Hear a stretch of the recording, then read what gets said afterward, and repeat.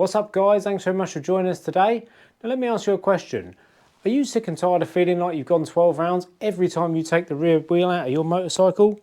Do you have a pile of bits on the floor, spacers and axle blocks, that looks like the Tin Man's emptied his bowels? Well then stick around if you do, because today we're going to show you my take on a DIY full captive and quick release rear end.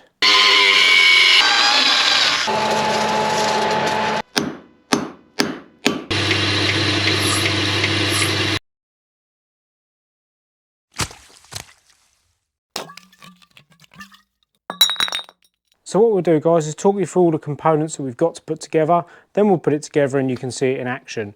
First of all, what is a captive rear wheel setup? That is where you can remove all the rear wheel and take the axle out and it stays put until you lift it out without all the spacers and everything falling all over the floor. This is the original setup with the original R1 caliper and your wheel spacers in the wheel and obviously your axle blocks and your axle nut, and as everybody knows, whoever's changed the rear wheel before, when you take it out, they all fall apart all over the floor. So that's one reason for doing it.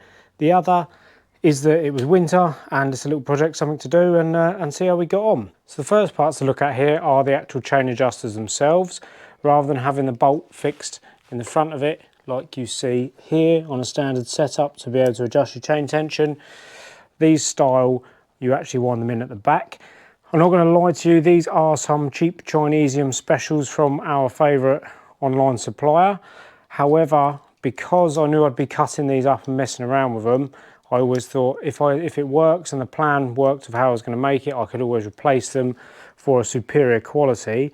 However, I was actually very impressed with the quality of these when I got them, and the adjustment itself is just on a standard 1.25 pitch thread inside there. So the actual adjustment of the chain, no matter how expensive your chain adjusters, will be accurate. It will just be the quality of the material that they're actually made out of. So these chain adjusters normally come with this little bracket here, which clips over the swing arm as you install it to locate the back of it in and fixes in with the bolt at the front. However, I wanted to make a ramp for the wheel to go in and sit on. So on the left hand side here, that wouldn't actually work. So the first job was to cut off that bracket and manufacture a little plate for the wheel spacer to sit on.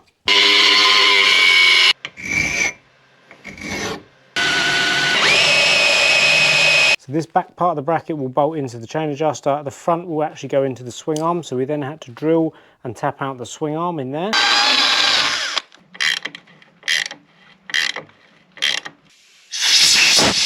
On the brake side adjuster, we then drilled out the actual adjuster and countersunk it to allow some bolts to go all the way through and hold the caliper carrier in position when you remove the wheel.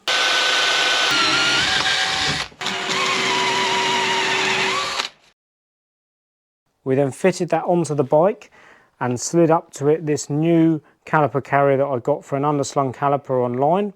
I could then mark up the holes and then drill and tap that new caliper carrier all the way through.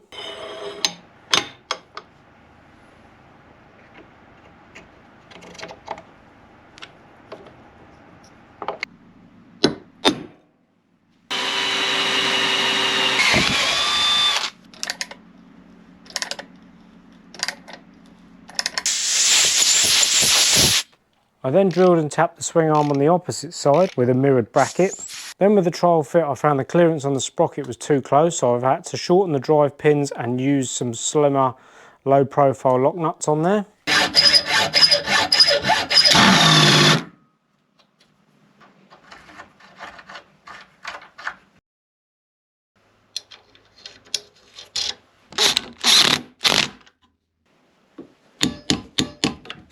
I had this old Brembo caliper laying around in a box of bits I got with the Aprilia, looking a bit manky, so we gave that a quick refurb, new set of seals with some new nice Pro Bolt drilled bolts to knock it together.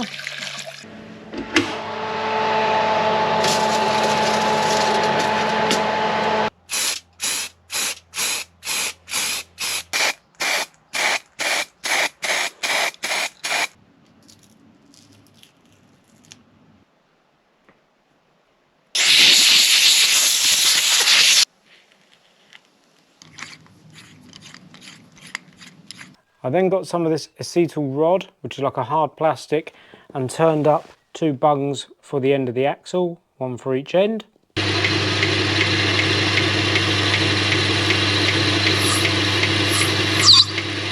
Whilst we was there on the lathe, I also had this tube, mild steel tube, which we've cut thread in to make a new captive nut.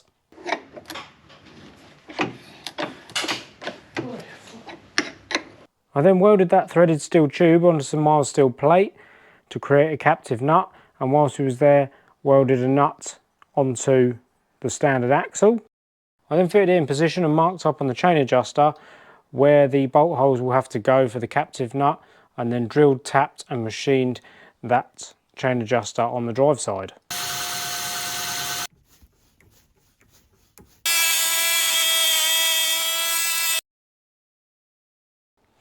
So the last bit was to chamfer the pads. Now with this new caliper bracket, it's going to be an underslung caliper at the bottom, and ordered a braided line from hell with some new banjo washers and fixings because it's going to need a longer brake hose. So this has been together and apart a few times whilst we've been manufacturing these parts.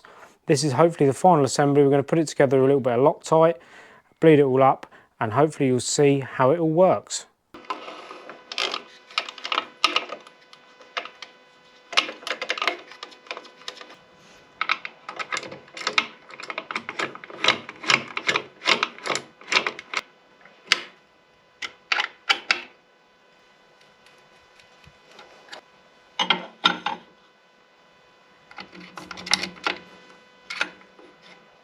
So at this point, hopefully you can see why we drilled all the way through the caliper carrier.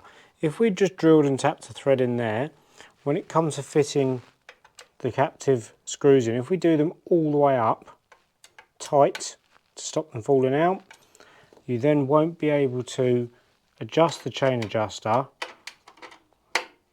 because the caliper carrier will be pulled in tight and won't slide along its groove as it's meant to.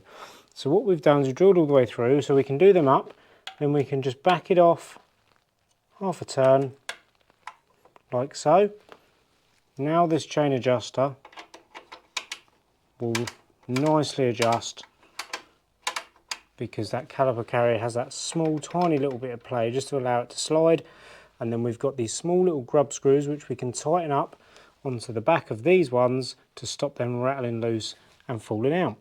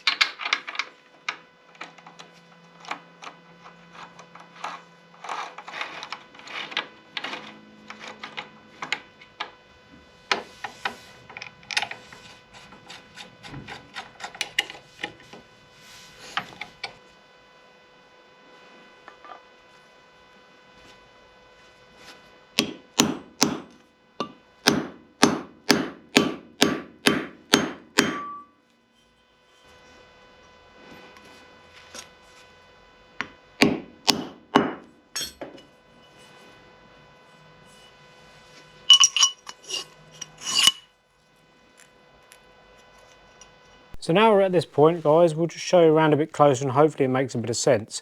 So this is bolted on and we've got the original bit that goes behind the swing arm there to hold the rear of that in place, spaced off onto our homemade bracket which the wheel space is going to sit on, with our underslung caliper mount, caliper bolted on, and our captive screws holding that in with the grub screws up against it tight to stop these unwinding. That is that side.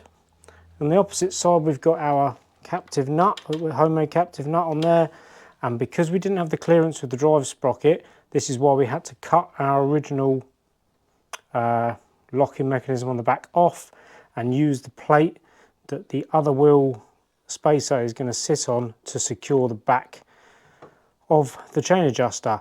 These are obviously easier to adjust on the back, just count the turns or count the clicks. And the axle itself, now we've got our little drive guides on the end and our pull cup, we've actually spun it round, so it used to come in from this way. We're now turning it and flip the axle to go through that way. A couple of reasons for that. One is if the wheel bearings do bind up on the axle, it's actually going to tighten it, rather than if it went this way, it's going to undo the axle.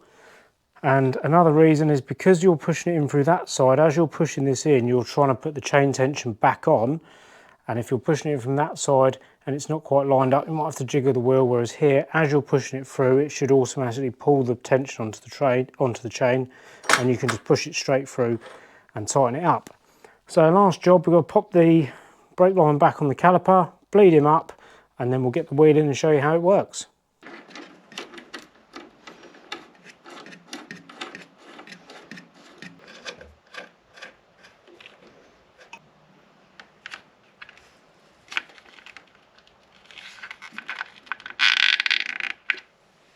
Here we are then guys, she's all fully installed, we've got the captive nut, everything's in, wheels torqued up, tension on the chain's good. I'm going to try and show you in one take on this camera on the tripod how easy this is now to replace. Hopefully it comes out on camera what it's actually like in real life. So first job, to loosen the axle, use a torque wrench or a crack bar, then you can use a speed brace, spin the axle out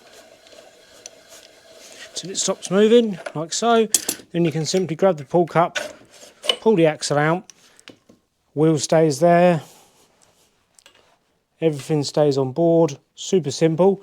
Now you pop the wheel forward a little bit, pull the chain off the sprocket and move it out the way, like so. And then you can quite simply, if I come behind there, grab the wheel, lift it out, careful with the wheel on the caliper, and there's your wheel removed. Now what we can do is pop in a small Allen key or spacer just to separate the pads to make it a little bit easier on the caliper. Now we need to get the wheel back in, these spacers resting on the ramps. Again, mindful of the wheel on the caliper, line your brake pads up, and she's in. Pull your Allen key out or whatever your spacer is, your wheel will drop into the caliper, and it's not going anywhere, it's not falling off. Easy peasy, lemon squeezy. Push the wheel forward slightly, pop the chain back on, like so. Put a little bit of tension on it, back round to the axle side, and pulling your wheel back a little bit, just drive the axle in, spin her up with a speed brace, torque her up with a torque wrench,